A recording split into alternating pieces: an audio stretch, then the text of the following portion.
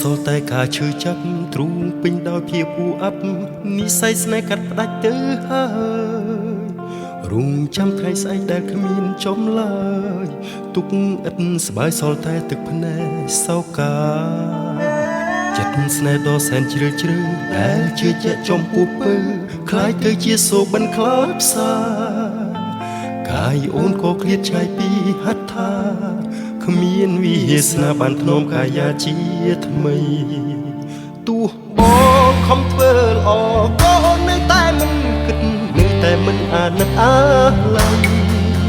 ច័ន្ទធ្លាប់សន្លប់បំភ្លឺផែនដីអីលើច័ន្ទថាភពផែនដីថ្មីហើយផែនដី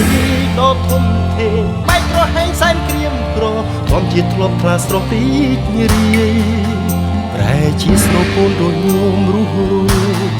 ច័ន្ទអូនអើយលែងជាកម្មសិទ្ធិបងទៀត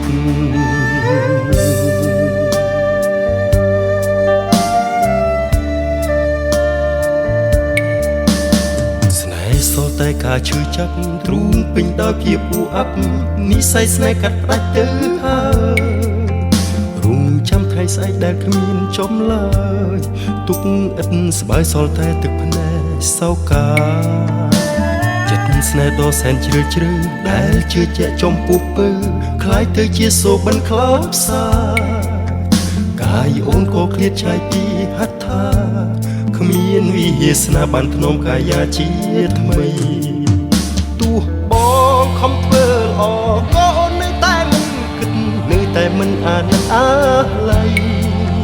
ច័ន្ទធ្លាប់សន្លប់បំភ្លឺផែនដីអីលើច័ន្ទថាភពផែនដីថ្មីហើយផែនដីដ៏ធំធេងបែកប្រហែងសែនក្រៀមក្រធម្មជាតិធ្លាប់ថ្លាស្រស់រីករាយប្រែជាស្រពូនរញោមរុះច័ន្ទអូនអើយលែងជាកម្មសិទ្ធិបងទៀត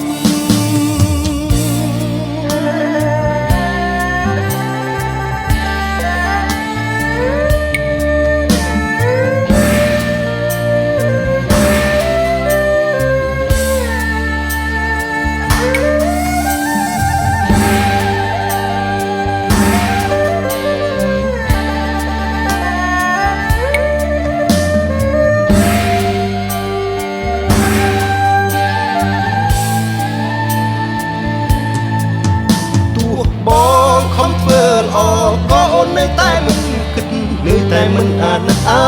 ឡ័យច័ន្ទធ្លាប់សន្លប់បំភ្លឺផែនដីអីលើច័ន្ទថាភពផែនដីថ្មីហើយផែនដីដ៏ធំធេងបែកប្រហែងសែនក្រៀមក្រធម្មជាតិធ្លាប់ថ្លាស្រស់រីករាយ